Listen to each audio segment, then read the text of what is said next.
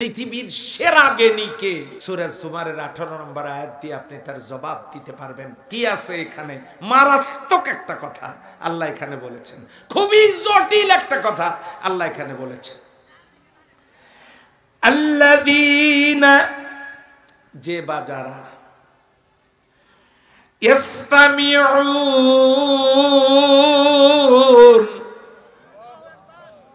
যারা শ্রবণ করছে এবং ভবিষ্যতে করবে।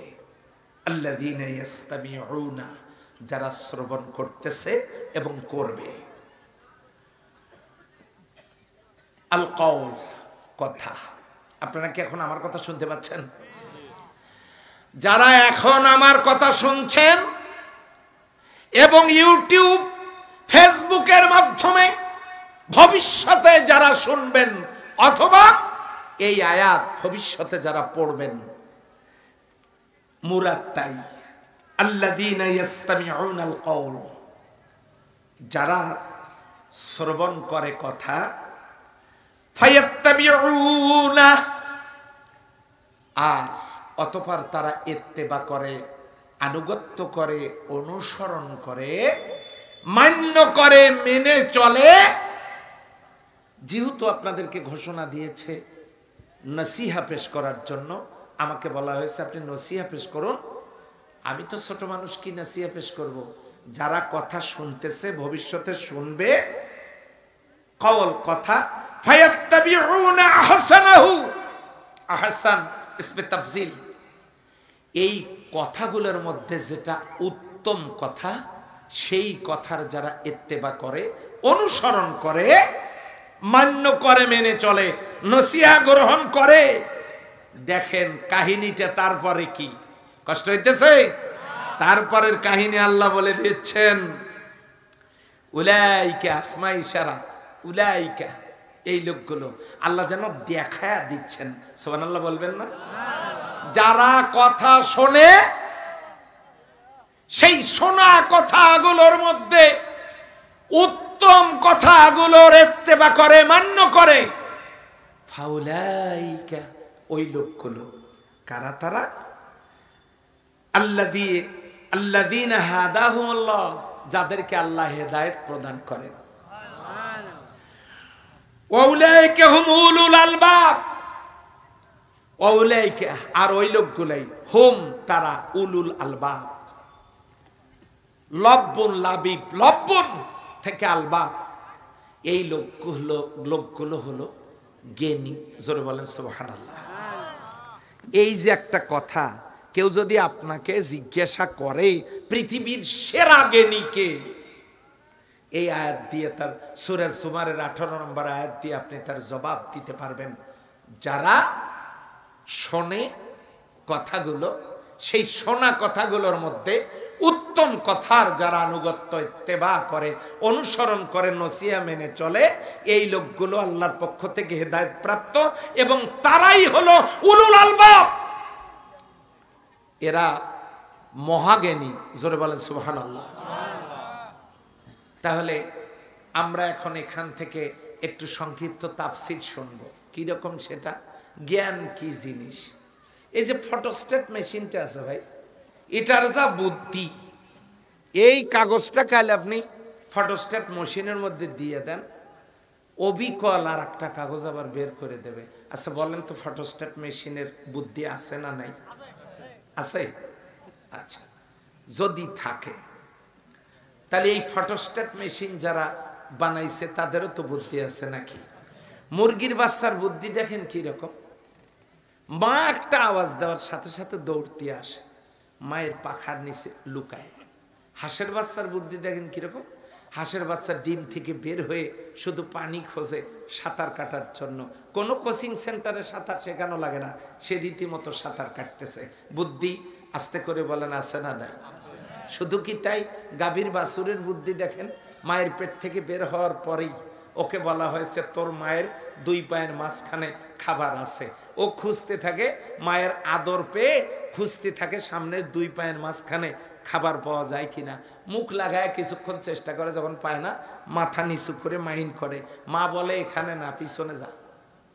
বাচ্চা যখন পিছনে যায়, মায়ের স্তনে যখন মুখটা লাগায়, মুখ লাগায় চুষতে থাকে, দুধ মোটেও আসে না। দুধ যখন আসে না, তখন অনেকক্ষণ চষাচুষি করার পরে মাইন্ড করে মাথা নিচু করে থাকে। এরপর ওই বাছুরেরকে আল্লাহ বুদ্ধি শিখায় দেন, তুই মায়ের পেটে থাকতেই মায়ের স্তনের দুধগুলো জমাট লেগে জমা হয়ে আছে ওখানে, মুখের মধ্যে দুধের বাট নিয়ে চুষতে থাকবি, আর মাঝে মাঝে মাথা দিয়ে ঘুঁতে মারবি। তাতে করে লাভটা কি, ওই স্তনে যখন তোর মাথার ঘুঁতে পাবে, তখন মায়ের স্তনের সাথে ব্লাড সার্কুলেশনটা বেড়ে যাবে, রক্ত চলাচলটা যখন খুব দ্রুত বেড়ে যাবে, স্তন গরম হয়ে যাবে, গরম যখন হয়ে যাবে দুধগুলো জমাট বাঁধা দুধগুলো নরম হবে, আর এই দুধগুলো চুষে চুষে খেয়ে পেটটা যখন ভরবে, তখন গ্রামের এপাশ থেকে ওপাশ একটা দৌড় দিয়ে জানান দিবি, হুররে ভালো আছি। কথা বলেন ঠিক না বেটা?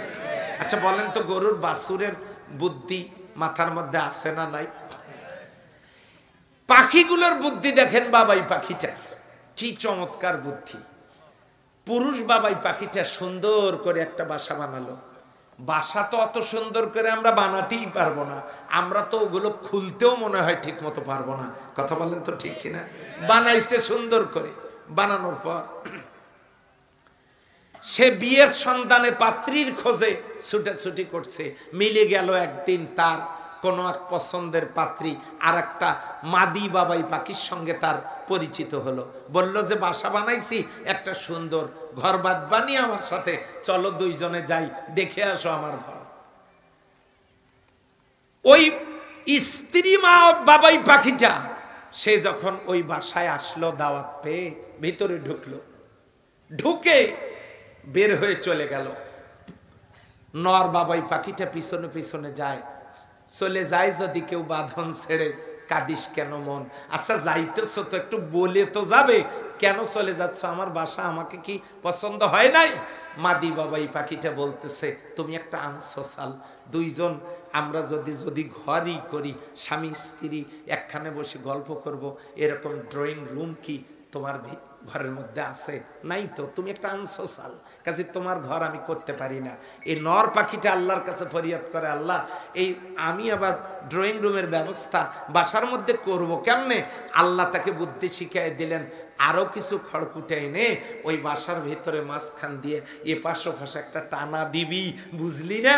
ওই টানায় দুইজন বসে যাতে গল্প করা যায়, এইটাই সে চাচ্ছে মূলত। এরপরে যখন বাবাই পাখির মাঝখানে একটা টানা দেওয়া হলো, আবারও ডাকা হলো, দেখো এবারে বানাইছে ড্রয়িং রুম, পছন্দ হয় কিনা? সে দেখে আবারও বেরিয়ে চলে যাচ্ছে। এবারে পুরুষ পাখিটা বলতেছে, বলো তো এবারে যাও কেন? সে বলছে, তোমার সাথে ঘর করব, মনে বড় সাধ, তোমাকে একটু প্রাণ ভরে দেখবো, কিন্তু ইলেকট্রিসিটির ব্যবস্থা তো তোমার রুমে দেখলাম না। এই রুমে যখন তোমার আলোর ব্যবস্থা নাই, অন্ধকারে ঘর করা মহিলা আমি নই, চলে যাচ্ছি। আল্লাহর কাছে নর পাখিটা বলে, আল্লাহ এখন কি করতে পারি? আল্লাহ বলেন, ঠোঁটের মধ্যে করে কাঁচা গোবর অথবা কাদামাটি নিয়ে আয়, কিছুটা বাসার ভিতরে জমা কর, আর সন্ধ্যাবেলা একটা জোনাকি পোকা ধরে এনে ওর মাথাটা ওখানে ডুবায় দেয়, দিলে পিছন দিক থেকে সবুজ রঙের ডিম লাইটের একটা ইলেকট্রিসিটির ব্যবস্থা হবে, যেখানে দুইজন দুইজনকে দেখা যাবে, মজা করে সংসার করা যাবে। বাবাই পাখিটা জোনাকি পোকা ধরে নিয়ে এসে অটোমেটিক একটা ইলেকট্রিসিটির ব্যবস্থা সেখানে হয়ে গেল। দুজনের মধ্যে প্রেম ভালোবাসার জন্ম নিল, ঘর বাঁধলো, দুজনেই ডিম দিল, বাচ্চা দিল, তারা সংসার করলো। আস্তে করে বলেন তো, বাবাই পাখির মাথায় এই বুদ্ধি কে দিয়েছেন? শুধু কি পশু প্রাণীর মাথায় বুদ্ধি? চোরের বুদ্ধি নেই? চোরের যে কি বুদ্ধি সেটা না হয় নাই বা বললাম, ফকির গুলার বুদ্ধি কি কম? ঢাকা শহরে এক ফকির কলিং বেল চাপছে, বাড়িওয়ালা 3 তলার উপর থেকে বলছে, স্যার আমি আপনার সাথে একটু কথা বলবো, দয়া করে নিচে আসে। 3 তলা থেকে ভদ্রলোক নিচে আসছে। আপনি কে? আপনাকে তো চিনলাম না। যে স্যার চিনবেন না, আমি একজন ফকির, কিছু চাইতে আসছি, তা আমাকে আল্লাহর রাস্তায় কিছু দেন। বাড়িওয়ালা মনে করছে আশ্চর্য ফকির তো, কলিং বেল টিপে 3 তলা থেকে আমাকে নিচে নামায় আমার কাছে ভিক্ষা চায়, ব্যাপারটা কি সাংঘাতিক বেরেন দেখি। বাড়িওয়ালা তখন বলছে যে নিচ থেকেই তো বলা যেত, আমি পারি আর না পারি ওখান থেকে বলতাম। ফকির বলতেছে এরকম আমরা বহুবার বলে দেখছি, উপর থেকে বলে মাপ চাই, দিতে পারবো না, তা আমাদেরও তো একটা মান সম্মান আছে। বাড়িওয়ালা তখন বলছে আপনি আমার সাথে আসেন। ডেকে নিয়ে 3 তলায় ওঠার পর ফকিরকে বলতেছে বাবা মাফ করো, আল্লাহর রাস্তায় আমি কিছু দিতে পারলাম না। ফকির বলতেছে কথা নিচে বললেও তো হতো, 3 তলায় তুলে বলার দরকার কি? বলছে দেখো তোমার কাছে নিচে গিয়ে মাপ চাবো, আমারও তো মান সম্মানের একটা ব্যাপার। ভিক্ষা করতে গিয়ে গেছে বাড়িতে, বলছে মা ভিক্ষা দেন। মা ছোট্ট বাচ্চাকে দিয়ে 1 প্লেট লাচ্ছা সামাই ফকিরের কাছে পাঠায় দিয়েছে। ফকির জিজ্ঞাসা করতেছে যে আচ্ছা বাবু তোমার এই যে লাচ্ছা সামাই কে দিয়েছে? যে আমার আম্মু দিয়েছে। বাহ, তোমার আম্মু ভালো, তোমার আব্বু ভালো, তুমি ভালো, তোমরা আমাকে লাচ্ছা সামাই খাওয়াচ্ছ। বলো তো বাবা এই লাচ্ছা সামাইয়ের মধ্যে কুকুরে মুখ দিয়েছে নাকি বিড়ালে মুখ দিয়েছে? ছোট বাচ্চা বুঝতে পারে না, আস্তে করে বলছে যে এটাতে বিড়ালে মুখ দিয়েছে। আম্মু বলল তুই খাস না, বাইরে ফকির আসছে দিয়ে। দেখেছেন কত টেকনিক করে সে, আমরা ভিক্ষে চাইলে পাই না, সেখানে লাচ্চা সামাই, তাও আবার 1 প্লেট। ফকিরের সন্দেহ হয়েছে, বাচ্চার মাধ্যমে সে তথ্য কালেক্ট করছে। আপনারা কি মনে করেছেন ফকিরের বুদ্ধি নাই? আপনারা কি এটা মনে করছেন নাকি? তাহলে এই বুদ্ধির বর্ণনা যদি আজকে সারা রাত দেই, এক একজনের বুদ্ধি এক এক রকম। রাজনৈতিক নেতাদের বুদ্ধি দেখছেন কি রকম? যত দল বাংলাদেশে আছে, আপনাদের কাছে যারা আসে তাদেরকে আপনি বলেন আমি তোমার দলেই করব, তোমাকে শুধু গ্যারান্টি দিতে হবে আমার দলের মধ্যে কোনো দুর্নীতিবাজ নাই। কথা বলবেন না, আমি তোমার দলেই করব, তোমাকে শুধু গ্যারান্টি দিতে হবে তোমার দলের মধ্যে কোনো নেশাখোর নাই। আমি তোমার দলেই করব, তোমাকে গ্যারান্টি দিতে হবে তোমার নেতা কর্মীরা সবাই নামাজ পড়ে, তোমার দলেই করব। দেখবেন ম্যাক্সিমাম রাজনৈতিক দলগুলো আপনার সামন থেকে সরে যাবে। কথা বলেন ঠিক কি? দুর্নীতিবাজ মুক্ত দল হলে একমাত্র কোরআনের সমাজ যারা কায়েম করতে চায় তারাই।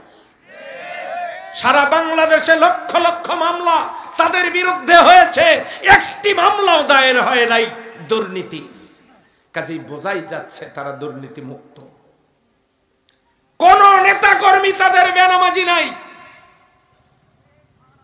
তাদের দলের ভিতরে একজনও নেশাখোর নাই। এখন কেউ এসে আপনাদেরকে বলবে আমাদেরকে সাপোর্ট দেন, আমরা উন্নয়ন করব, আপনারা সাথ সাথ বলুন। স্বাধীনতার 53 বছর পর এই কথা বলতেছেন কেন? একের পর এক তো আপনারাই দেশ চালাইছেন, চেয়ারে ছিলেন, ক্ষমতায় ছিলেন, উন্নয়ন করার কথা এখন বলছেন, যখন ছিলেন তখন করেন নাই কেন? আপনাদের কোনো কথার জবাব তারা দিতে পারবে না। সম্মানিত ভাইয়েরা, এক একজনের দুর্নীতি করার যে কত বুদ্ধি তারা করেছে। অবশ্য আমি তাদেরকে বলি দুর্নীতি করে বড়লোক হওয়া, টাকা কামাই করা, ধান্দাবাজি বাদ দেন। আগামী দিনে রাজনীতি করে দুর্নীতি করার চেষ্টা করা হলে এদেশের ছাত্র জনতা জিহ্বা টেনে ছিঁড়ে ফেলবে। দুর্নীতি করে অর্থ ইনকামের সুযোগ বাংলার মাটিতে ইনশাআল্লাহ আগামী দিনে অত সহজে কেউ করতে পারবে না। সেই জন্য কোরআনের দিকে কান লাগান। আল্লাযীনা ইয়াসতামিউনাল কওলা ফায়াত্তাবিউনা আহসানাহু উলাইকাল্লাযীনা হাদাহুমুল্লাহ ওয়া উলাইকা হুম উলুল আলবাব। ভালো কথাগুলোর যারা ইত্তেবা করে তারা জ্ঞানী, মহাজ্ঞানী। এখন এই ভালো কথা কি? ভালো কথা 5টা আজকের জন্য। কয়টা? 1, আল্লাহর কোরআন। আল্লাযীনা ইসতামিউনাল কওল, যারা কথা শোনে। শুনবেন আমার কথা? কারা কারা শুনবেন একটু হাত দেখেন দেখি। দেখেন তো, হাত তোলে নাই। কারা মতলবটা কি সোজা করে নাই, বাঁকা করে রাখছে? জি, হাত তামান। আল্লাহ কবুল করুন। 1 নম্বরের কাজ আমি আপনাদেরকে দিচ্ছি আজকে। আল্লাহর কোরআন পড়া, বুঝে শুনে পড়া। কেন? পৃথিবীতে নামাজের ফরজ আগে না, রোজার ফরজ আগে না, হজের ফরজ আগে না, জাকাতের ফরজ আগে না। প্রথম ফরজ ইকরা। ইকরা বিসমি রাব্বিকাল্লাযী খলাক। পড়ো তোমার ওই রবের নামে যিনি তোমাকে সৃষ্টি করেছেন। আল্লাহু আকবার। পড়তে হবে। আল্লাহর কোরআন পড়বেন। ওয়ারাত্তিলিল কোরআনা তারতিলা। সহি শুদ্ধ সিস্টেমেটিক ওয়েতে আপনি কোরআন পড়বেন। Physics, chemistry, biology, mathematics, sociology, social science, ICT, medical science সব পড়লেন। নাটক, নোভেল, পত্রিকা সব বই পড়তে পারলেন, আপনি কোরআন পড়তে পারলেন না। হুজ্জাতুল লাকা ওয়া আলাইকা, এই কোরআন আপনার আমার জন্য দলিল। কোরআন যদি কিয়ামতের দিনে সাক্ষী দেয় তাহলে আপনি জান্নাতি। কোরআন যদি বিপক্ষে যায় অবশ্যই জাহান্নামে যেতে হবে। মান ক্বারাআল কোরআনা ফাস্তাজহারাহু ফাহাল্লা হালালাহু ওয়া হারামা হারামাহু আদখালাহুল্লাহুল জান্নাহ। আপনি কোরআন পড়বেন, কোরআনের সমাজ কায়েমের কাজ করবেন। হালালকে হালাল হিসেবে জেনে মানবেন, হারামকে হারাম হিসেবে জেনে বর্জন করবেন। আদখালাহুল্লাহুল জান্নাহ, আল্লাহ আপনাকে জান্নাত দেবেন। বলেন সুবহানাল্লাহ। তাহলে কোরআন পড়ার দরকার আছে না নাই? 1 নাম্বার 1 ওয়ার্ক, কোরআন পড়া। 2 নাম্বার কোরআন বোঝা, বুঝতে পারা। আমরা বুঝতে পারি না, আমরা কোরআন বুঝতে পারি না। আল্লাহ বলেছেন কুল হাল ইয়াস্তাবিল্লাযীনা ইয়ালামুনা ওয়াল্লাযীনা লা ইয়ালামুন। আপনি জিজ্ঞাসা করুন, যারা জানে আর যারা জানে না তারা কি সমান? এই যে পিছনের হুজুরেরা 2 জন বসেন, খুব বেশি জানা থাকলে you must welcome discuss with you. এখানে এসে কথা বলেন, আমি নিচে বসে শুনবো। ওঠার অধিকার দেওয়া হয় নাই। 2 নম্বরে বোঝা, বুঝতে হবে। বোঝার দরকার আছে না নাই? যদি কোরআন বুঝতাম, মসজিদের মধ্যে লেখা আছে মসজিদে দুনিয়াবি কথা বলা নিষেধ, দুনিয়াবি কথা বলা হারাম, দুনিয়াবি কথা বলা জায়েজ নাই, এটা ইসলাম বিরোধী কথা। পারলে কালকে গিয়ে এটা জোর করে ছিঁড়ে ফেলবেন, আর আরেকটা কাগজ ওখানে লাগাই দেবেন, মসজিদে ইসলাম বিরোধী কোনো কথা কাজ নিষেধ। দুনিয়াবি কোনো কথা কাজ হারাম বলার অধিকার আপনাকে কে দিল? রাসূলুল্লাহ সাল্লাল্লাহু আলাইহি ওয়াসাল্লাম 16টা মন্ত্রণালয় পরিচালনা করেছেন মসজিদে নববী থেকে। যাকাতের মাল বন্টন করেছেন, বিচার কার্য পরিচালনা করেছেন, স্বরাষ্ট্র মন্ত্রণালয় পরিচালনা করেছেন, যুদ্ধ পরিচালনা করেছেন। শরীয়তের বিধিবিধান 16টা মন্ত্রণালয় তিনি মসজিদ নববী থেকে পরিচালনা করেছেন। আপনি আমার মসজিদে লিখে দেন মানে কে আপনি? এখানে লিখেছেন মসজিদে দুনিয়াবি কথা বলা নিষেধ, দলিল দেন। কোথায় পেলেন আপনি? বিনা দলিলে নাজায়েজ কথা মসজিদে কেন? ওখানে লিখে দেবেন মসজিদে ইসলাম বিরোধী কোনো কথা কাজ নিষেধ। আমরা না বোঝার কারণে এই ধৃষ্টতাকেও দেখানোর সাহস পেয়েছে। এক শ্রেণীর মানুষ বলে তোমরা কে কি করো করো, 5 ওয়াক্ত নামাজটা পড়ো। নামাজ তো পড়বই, নামাজ না পড়লে সাকারে যাওয়া লাগবে। মা সালাকাকুম ফি সাকার, তোমাদেরকে সাকারে কিসে আনলো?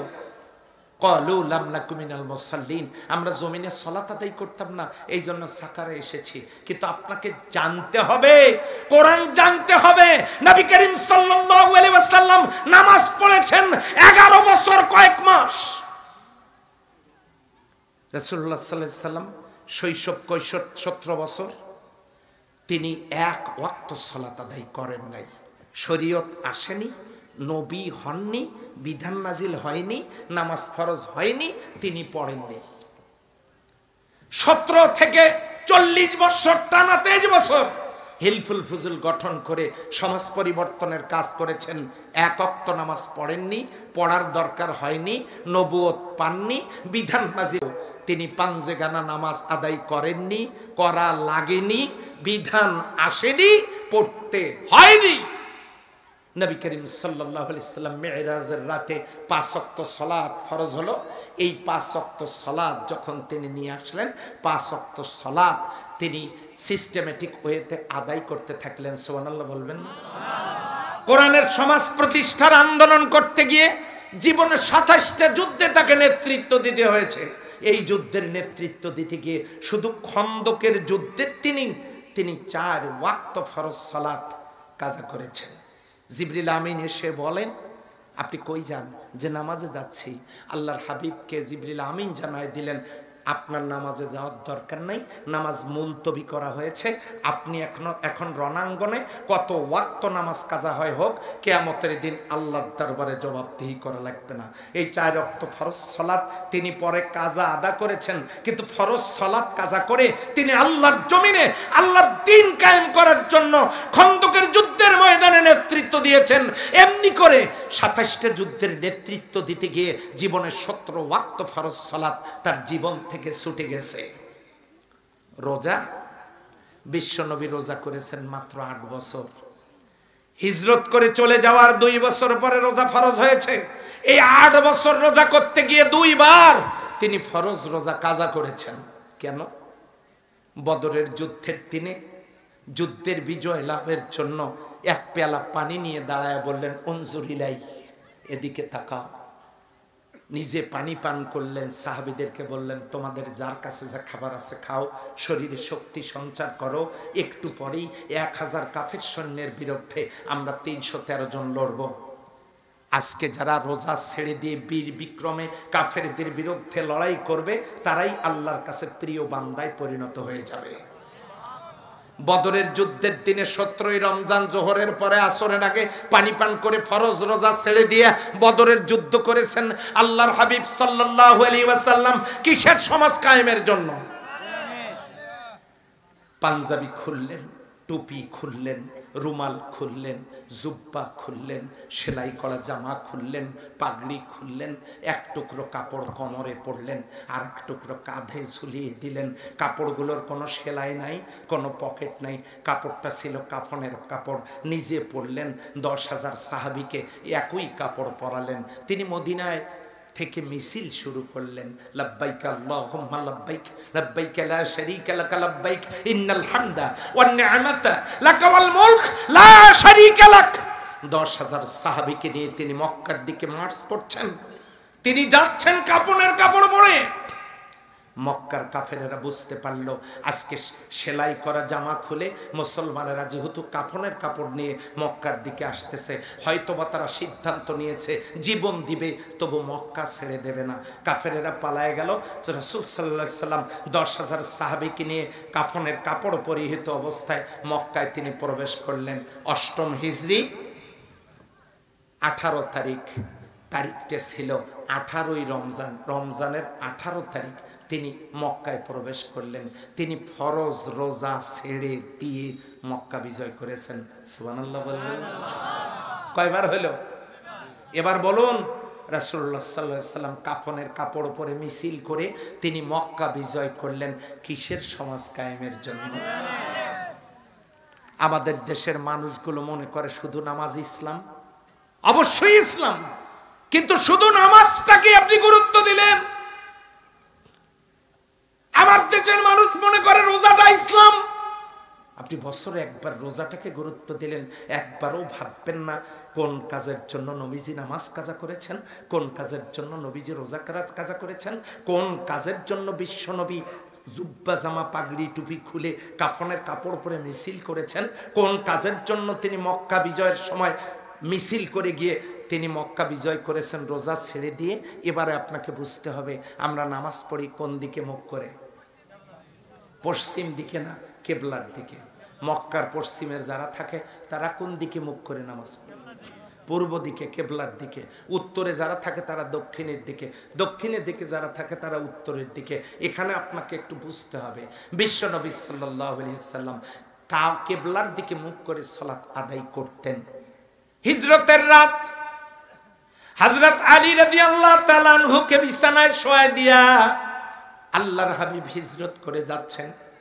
রাতের আধারে মক্কার গেলাপখানা জড়ায় ধরে বলছেন, কাবারে বড় ইচ্ছা ছিল, আশা ছিল তোর খেদমত করব, তোর পাশে আল্লাহর ইবাদত করব তোর সামনে, কিন্তু মক্কার নিষ্ঠুর সন্তানেরা আমাকে মক্কায় থাকতে দিল না। তিনি রাতের আধারে হিজরত করে মদিনায় চলে গেলেন। ও আল্লাহর বান্দা বান্দিরা, মদিনায় গিয়ে দেখেন ইহুদিদের বড় বড় গোত্র দল হলো তিনটা। জোরে বলেন কয়টা? আউস, খাজরাজ, বনি কাইনুকা।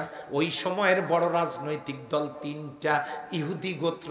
আল্লাহর নবী মুসলিমদেরকে নিয়ে হিজরত করার পর মুসলমানদের একটা গোত্র কয়টা হইল? ওরা তিনটা, মুসলিম একটা। কয়টা হলো? বিশ্ব নবী 4 দলীয় জোট গঠন করলেন মদিনায় গিয়া। ওটা আবার বাংলাদেশে আনার দরকার নাই। নবীজি তিনটা ইহুদি গোত্র আর মুসলমানদেরকে নিয়ে একটা জোট গঠন করলেন মদিনার নিরাপত্তার জন্য। মদিনার সনদ তৈরি করলেন। করার পরে তিনি আসরের পরে ঘুরে বসে, ফজরের পরে ঘুরে বসে, আমরা আসরের পর আর ফজরের পরে আমাদের মসজিদের ইমামেরা ঘুরে বসে দোয়া করে, মুনাজাত করে। অথচ বিশ্বনবী ফজরের পরে ঘুরে বসে সাহাবীদেরকে কাজ দিয়ে দিতেন। আবু বকর তুমি অমুক জায়গায় যাও, ওমর অমুকখানে গন্ডগোল লাগছে বিচার করে আসো, ওসমান ত্রাণ সামগ্রী নিয়ে যাও, আলী প্রশিক্ষণ দিতে যাও, আব্দুল্লাহ ইবনে মাসউদ কোরআনের আয়াতগুলো লিপিবদ্ধ করো, আবু হুরায়রা হাদিসগুলো সংরক্ষণ করো, আব্দুল্লাহ বিন রওহা তুমি অমুক জায়গায় যাও, আরেক সাহাবীকে আরেক জায়গায় যাও, এ কাজ করো সে কাজ করো, দাওয়াতের মিশন নিয়ে যাও। একজন সাহাবীকে দায়িত্ব দিলেন। এমনি করে করে সকালবেলা দায়িত্ব দিলেন, আসরের পরে বসে আবার ঘুরে বসে খোঁজ নিলেন যাকে যে দায়িত্ব দেওয়া হয়েছে ঠিকঠাক মতো পালন হয়েছে না হয় নাই।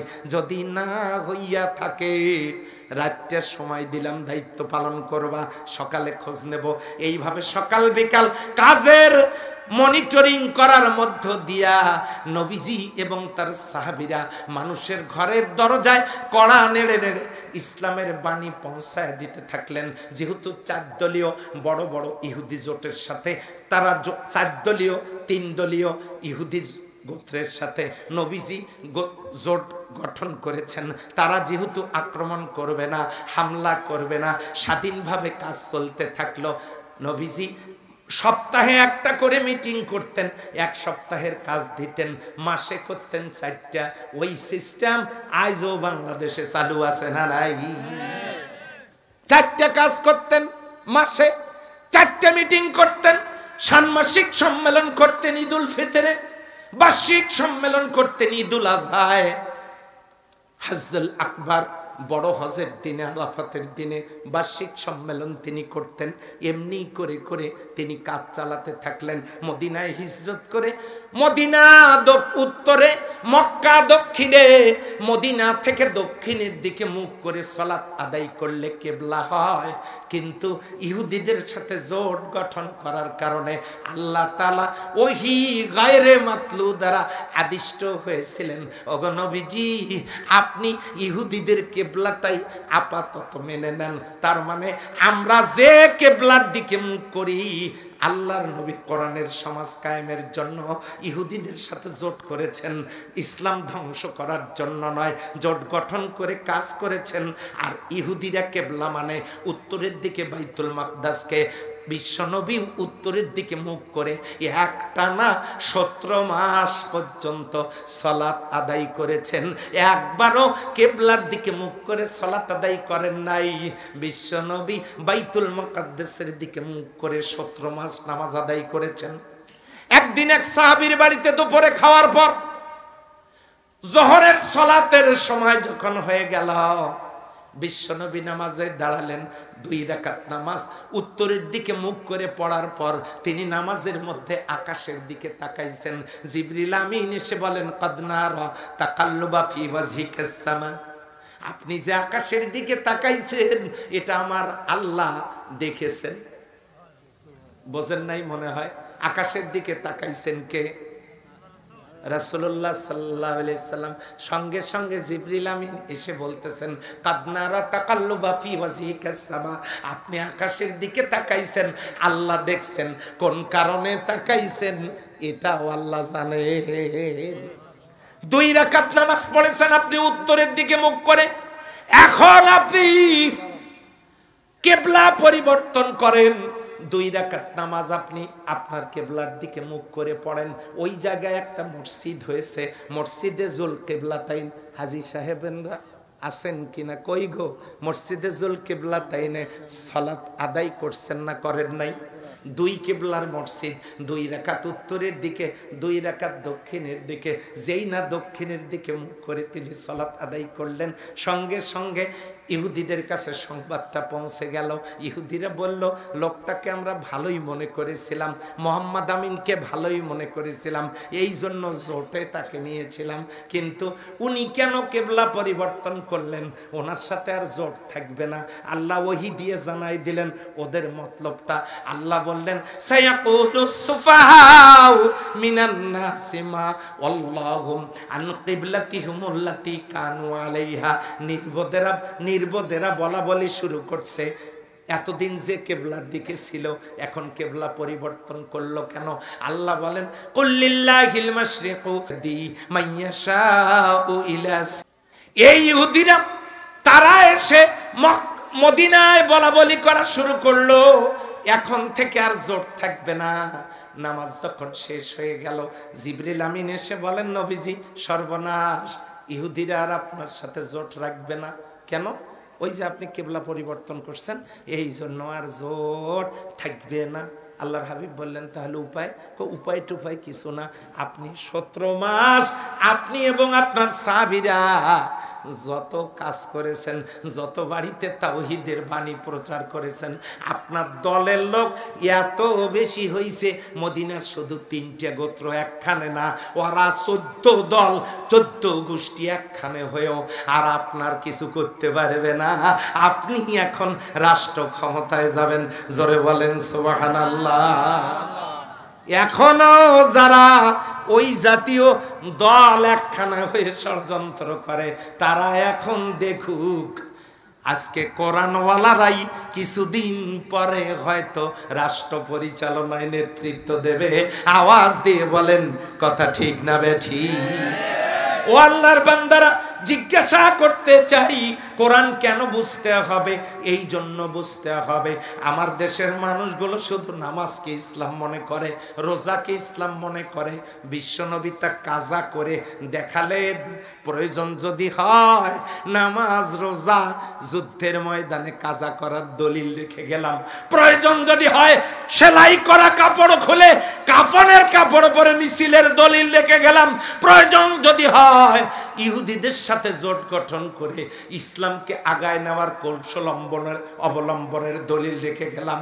প্রয়োজন যদি হয় কিবলাটা পর্যন্ত পরিবর্তন করে কৌশল অবলম্বন করার দলিল রেখে গেলাম। ও এত কাজ যে নবীজি করলেন, আওয়াজ দিয়ে বলেন তো কিসের সমাজ কায়েমের জন্য? এরপরেও কেউ কেউ নামের আগের দিকে মোহাম্মদ লাগাইছে, এরপরেও কেউ কেউ কোরআনের সমাজ কায়েমের দলিল খুঁজে পায় না। জিন্দেগিতে অভাব দূর হবে না। কারো ভয় ইমামতির, কারো ভয় চাকরির, কারো ভয় ব্যবসার, কারো ভয় জেলে যাওয়া, মার খাওয়া, জুলুম নির্যাতন, এগুলোর ভয়, চাকরি বাকরির ভয়, ইমামতির ভয়, করতে পারে না। পীরগঞ্জের সবচেয়ে বড় মসজিদের খতিব আল্লাহ আমাকে বানাইছে, হাজার হাজার মুসল্লি সেখানে সালাত আদায় করে। মোতোয়াল্লি তিনি একজন শিল্পপতি মানুষ, উনি আমাকে বলে দিয়েছেন আল্লাহর কোরআনে যা আছে আর রাসূলের হাদিসে যা আছে আপনি বক্তব্য রাখবেন, মসজিদ কমিটি আপনাকে বাধা দেবে না। কই আমার ইমামতি তো যায় নাই, আমি একটা প্রতিষ্ঠানের সহকারী অধ্যাপক, কই আমার চাকরি তো যায় নাই, আমাকে সাসপেন্ড করা হয়েছে, আমাকে জেলে দেওয়া হয়েছে, আমার উপরে নির্যাতন চালানো হয়েছে, আল্লাহ দ্বীনের পথ থেকে তো আমাকে সরানো যায় নাই, আমার ইজ্জত সম্মান তো আল্লাহ কমায় দেন নাই। আপনি কিসের ভয়ে আপনি ইমামতিকে রাজ্জাক মনে করেন? আপনি চাকরিকে রিজিকদাতা মনে করেন? জিন্দেগিতে কপাল খুলবে না। আল্লাহ বলে দিয়েছেন সূরা আরাফের ৯৬ নম্বর আয়াতে, ওয়ালা ওয়ান্না আহলাল কুরা আমানু ওয়াত্তাকাউ লাফাতানা আলাইহিম বারাকাতিম মিনাস সামাই ওয়াল আরদ। জাতির লোকেরা ঈমান আনার পর যদি তাকওয়ার নীতি অবলম্বন করে, আমার কোরআনের বিধানগুলো মেনে নেয়, আমি আল্লাহ তাদের জন্য আকাশ আর জমিনের বরকতের দরজা খুলে দেব। সুবহানাল্লাহ। কথা কার? আল্লাহ কি ওয়াদা খেলাপ করেন? এই জন্য ১ নাম্বার কোরআন পড়তে হবে, ২ নাম্বার বুঝতে হবে, ৩ নাম্বার গবেষণা করতে হবে, ফাহমুল কোরআন। ১ নাম্বার কেরাতুল কোরআন, ২ নাম্বার তেলাওয়াতুল কোরআন, ৩ নাম্বারে ফাহমুল কোরআন গবেষণা করতে হবে, ৪ নাম্বারে আমালুল কোরআন, কোরআনের আমল করতে হবে। কোরআন কিনে নিয়ে ঘরে রেখে দিছেন, ঢাকার গাড়ির টিকিট করে বাড়িতে গিয়ে ঘুমাচ্ছেন, সময় মতো কাউন্টারে না গেলে গাড়ি যেমন অপেক্ষায় থাকবে না, চলে যাবে, জান্নাতে যাওয়ার টিকিট কোরআন কিনে নিয়ে গিয়ে বাড়িতে রেখে দিয়েছেন, কোরআন অনুযায়ী আমল করছেন না, কপালে জান্নাত থাকবে না, জান্নাত ছুটে যাবে। কথা বলেন ঠিক কি? ৩ নম্বরে আমালুল কোরআন, কোরআনের আমল করতে হবে। ৪ নম্বরে আমালুল কোরআন, কোরআনের আমল করতে হবে। ৫ নাম্বার আগামী বছর বলি,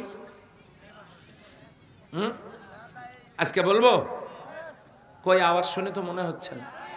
কেউ কেউ এমন মন খারাপ করছে, হুজুর এই আলোচনা করবেন যদি জানতাম তো আপনার দাওয়াতে দিতাম না। বিশ্বাস করেন আমি দাওয়াত কেউ রাজ্জাক মনে করি না। আমার আল্লাহ যদি তার এই গোলামকে দিয়ে কথা বলানো প্রয়োজন মনে করেন, আমার আল্লাহ সে ব্যবস্থা করবেন। আমি দাওয়াত বাড়ানো আর খাওয়া দাওয়ার চিন্তা নিয়ে কথা বলছি না। ৫ নাম্বার ইকামাতুল কোরআন। ইকামত কি? পড়ে থাকা জিনিস তুলে সোজা করে দাঁড় করানোর নাম হলো কায়েম করা। আসতে বলেন কি করা?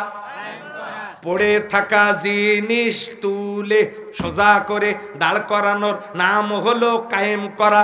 কি করা? আরো জোরে। এটা হলো কায়েম। কোরআনের কপিগুলো কিনে মসজিদে মাদ্রাসায় বাড়িতে খানকায় ফালায়া রাখা হয়েছে। সেই কোরআন ওই জায়গা থেকে তুলে আয়াতগুলো বের করে জমিনে কার্যকরী করার নাম হইল কায়েম করা। কথা বলেন ঠিক কিনা? নুরানি কায়দায় বললাম আর কি। কি কায়দা? নুরানি কায়দা। কোরআন কায়েম করা হলো পড়ে থাকা কোরআন তুলে কাগজের মধ্যে যা ছাপানো আছে এগুলোকে বাস্তবায়ন করার নাম হলো কায়েম করা। সম্মানিত ভাইরা, এটার নাম ইকামাতুল কোরআন। এটার নাম ইকামাতুল কোরআন। আমি কি একটি কথাও কোরআন ও হাদিসের বাইরে বলেছি? কথা বলেন, বলেছি? প্রথমে হাদিস দিয়ে শুরু করেছি, একটার পর একটা কোরআনের আয়াত দিয়ে কথাগুলো বলবার চেষ্টা করেছি। আমি বড় কোনো আলেম না। সম্মানিত ভাইরা, আল্লাযীনা ইস্তামিউনাল কাওল ফায়াত্তাবিউনা আহসানাহু উলাইকা হাদাহুমুল্লাহ ওয়া উলাইকা হুম উলুল আলবাব। আল্লাহ বলেছেন যারা কথা শোনে, কথাগুলোর মধ্যে উত্তম কথাগুলো ইত্তেবা করে, মান্য করে, নসিহত হিসেবে গ্রহণ করে, এরা হলো হেদায়েত প্রাপ্ত এবং এরা উলুল আলবাব। তার মানে আল্লাহর সৃষ্টি জগতের মধ্যে, বাংলাদেশের মধ্যে না, গোটা দুনিয়ার মধ্যে এরা হলো জ্ঞানী। আওয়াজ দিয়ে বলেন সুবহানাল্লাহ। আমরা কি জ্ঞানী হব? না, আর একটা নাকি জ্ঞানীর বিপরীত অজ্ঞ। আমরা কি অজ্ঞ হব না জ্ঞানী হব? হ্যাঁ, জ্ঞানী হব। যদি জ্ঞানী হতে চাই তাহলে অবশ্যই এই কথাগুলোকে আমাদের আমলে নিতে হবে। তাহলে কোরআনের কায়েম কোরআন কায়েম শুধু ওয়াজ করে হবে না গো, হবে না। এই জন্য আপনার এই ফিল্ডের ময়লা এমনি এমনি পরিষ্কার হবে না। বাঁশের কাঠি শক্ত তুলে রোদে শুকাইয়া সবগুলো একখানে করে পিছনে একটা বাঁধন দিলে হবে ঝাঁটা। এই ঝাঁটা দিয়ে যেমন ময়লা পরিষ্কার করা যাবে, ঠিক তেমনি আমাদের সকলকে হতে হবে এক একজন ইমানদার কাঠি। আর পিছনে বাঁধনটা হবে সংগঠনের মজবুত বাঁধন যদি পিছনে থাকে, আর আমরা ইমানদার কাঠি যদি শক্ত কাঠি হই, তাহলে আমরাই এই সমাজের সকল পাপের ময়লা, সুদ ঘুষ দুর্নীতি অশ্লীলতা বেহায়াপনা জেরাত ব্যভিচারী নারী নির্যাতন হত্যা সন্ত্রাস গুম সব ময়লা ঝাঁটা পেটা করে বিদায় করতে পারবো। কথা বলেন ঠিক কিনা? আসুন পুরুষ মহিলা নারী পুরুষ নির্বিশেষে, দল মত নির্বিশেষে এবার একটা সুযোগ এসেছে। এই সুযোগকে কাজে লাগিয়ে আমরা আল্লাহর জমিনে আল্লাহর দ্বীন কায়েমের কাজটাকে আগায় নেই। আগামী দিনে যাতে করে কেউ কোরআনের বিরুদ্ধে কোনো পদক্ষেপ নিতে না পারে, এই উদাত্ত আহ্বান জানিয়ে আমি আমার কথা শেষ করছি। সুবহানাকাল্লাহুম্মা ওয়া বিহামদিকা আশহাদু আল্লা ইলাহা ইল্লা আনতা আস্তাগফিরুকা ওয়া আতুবু ইলাইক। আসসালামু আলাইকুম ওয়া রাহমাতুল্লাহ।